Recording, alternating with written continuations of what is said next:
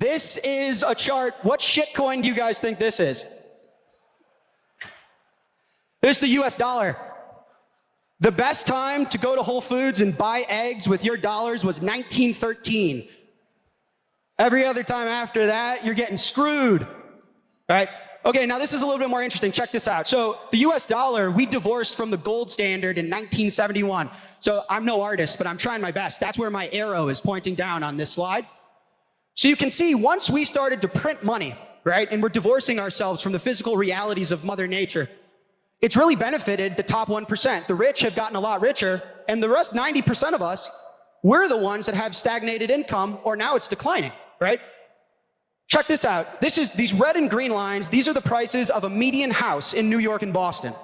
They're just getting more expensive. The bottom two lines, the gray and the pink, we're not getting paid anymore, but the life around us is getting more expensive. Here's another one. How long does it take to save for a house? Well, while we were on the gold standard, it was a few years. Off the gold standard, it's a decade, right? This is my favorite. Okay, debt to go to Harvard. Okay, debt to get a house. Okay, debt to own a car. Debt to watch Justin Bieber? This is the problem with fiat currency. They print it, it becomes worth less. Our lives suck and get worse. We get in debt, we never escape it. We are slaves to the system, it is our burden to carry. I believe that the banking institutions are more dangerous to our liberties than standing armies. If the American people ever allow private banks to control the issue of their currency, the banks will deprive the people of all their property until their children wake up homeless on the continent their fathers conquered. Thomas Jefferson. Current version of the dollar is not very American, but that's for a different presentation. How about Henry Ford? It is well enough that people do not understand our banking and monetary system. For if they did, I believe they would adopt Bitcoin before tomorrow morning. He said that, I swear, I was there. Okay, so what's the solution? I know a lot of you guys know some of this stuff. The solution's Bitcoin. It's pretty obvious, right? Bitcoin is the money that we conceive that nobody can print. You can't print it. You can't debase my time and energy. You cannot deprive me of owning assets, of getting out of debt, of living sovereignly and protecting my future, my family, my prized possessions. Bitcoin is what we invented to do that. And so on the left here, that's about every single property that you could ever want in a money, right? And let's look at the report card. I know I'm a college dropout, but let's check this report card. Gold. I mean, gold's like a passing C. It does some stuff well, other stuff not. Fiat also kind of passing. It's a little worse student than gold. Bitcoin, straight A's, baby. Straight A's. It's fungible, it's portable, it's durable, it's divisible. You can't print it, it's programmable. People don't understand, Bitcoin's gonna be getting better forever because the story of humanity is engineering a better world, and this is technology, right? This is technology. Yeah, we're kicking ass and taking names. I mean, Bitcoin's the best performing asset in human history. This is compound annual growth rate, okay? So what's the average annual return of Bitcoin? You wanna look at it on a 1 year basis? They say, no, that's bias. It went up that last 1 year. Okay, fine, what do you want? 2 year, 3 year, 4 year, 5 years? What time frame do you wanna understand that Bitcoin is the solution to all 8 billion people's problem? Gym shoes are gonna go up in dollar terms by next year. This hoodie, this screen, this clicker. Okay, but what about Bitcoin priced in oil, which is energy, right? You need oil to fly here, you need oil to drive, you need oil to charge your phone. Okay, Bitcoin's outperforming it. What about a median house? Outperforming it. What about stocks? Outperforming it. What about groceries? Outperforming it. What about gold? Outperforming it. As Will Rogers said, the quickest way to double your money is to fold it and put it in Bitcoin. I swear, I was there. He said that. He said that. Okay, so the first 2 chapters, pretty simple. Fiat sucks and is making everybody poor through violence, and it's just a terrible, malicious thing that government and central banks do. Bitcoin is our solution, a peaceful revolution that all of us in this room have contributed to. I'm very proud of every one of us for getting this asset class to where we are right now, here in this moment, okay? But what I don't think we talk about enough is what I call the hodler's dilemma, okay? My girlfriend is I see her. My girlfriend is here. I was practicing. I was giving her my presentation. I was asking for some feedback. But where did HODL come from? Why isn't it just hold? I heard on CNBC, they said it stands for hold on for dear life. No, that's not necessarily correct. A little Bitcoin history for you guys. HODL comes from a Bitcoin talk post in 2013.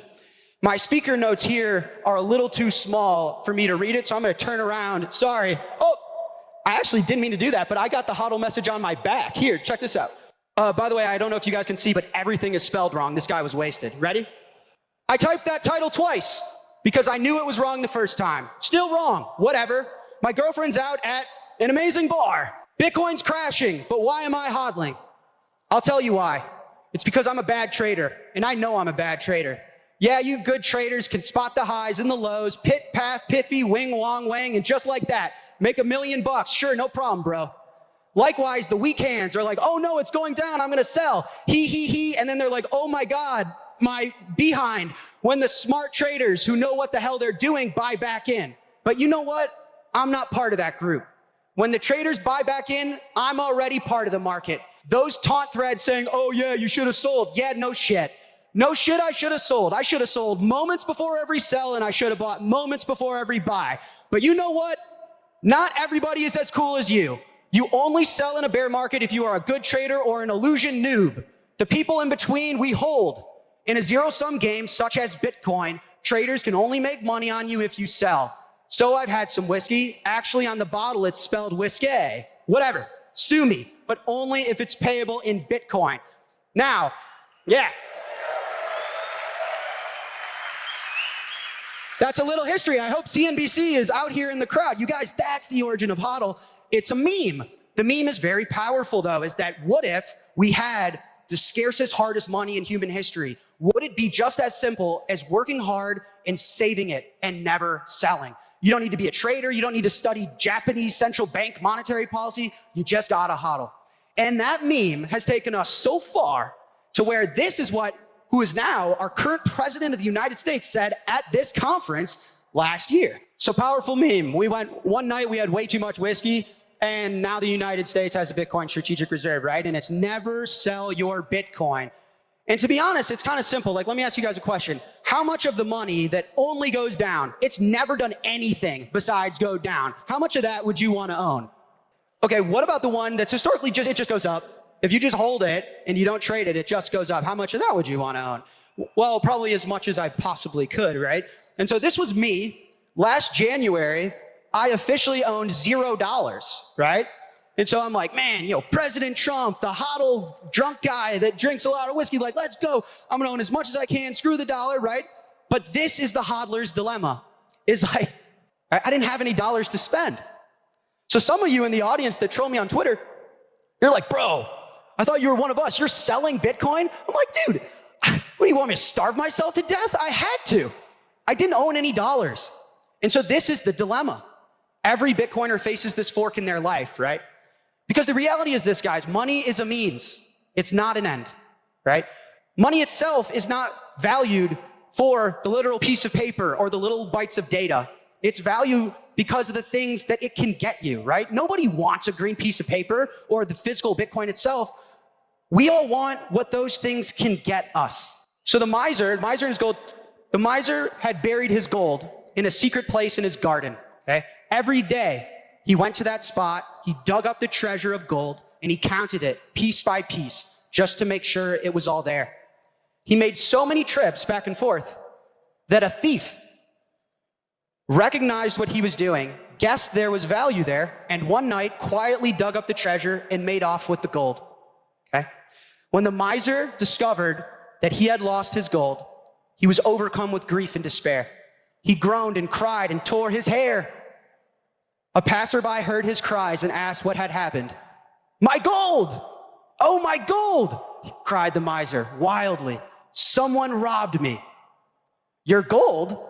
In that hole? Why would you put the gold there? Why did you not keep it safe in your house where you could easily spend it if you needed to spend it? And the stranger picked up a large rock and he put it in the hole. And he said, if that's the case, cover up that stone with dirt. It's worth just as much as the treasure that you were going to stare at for the rest of your life.